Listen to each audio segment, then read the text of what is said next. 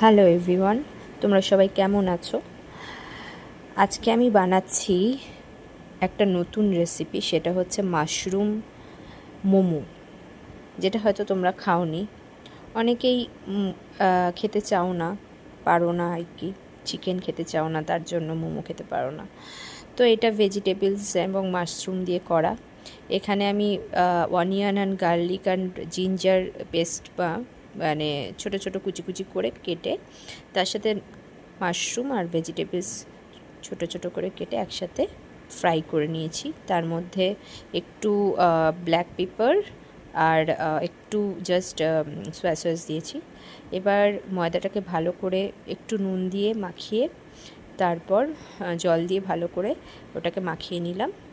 তারপর ছোট ছোট লেচি কেটে তার মধ্যে এই পুরটাকে ভরে সেটাকে সুন্দর করে মোমোর টাইপের মোমো বানিয়ে, মোমোর শেপ করে, তারপর জাস্ট ওটাকে স্টিমারে দিয়ে স্টিম করে এইভাবে সাজিয়ে দিলাম। টাটা।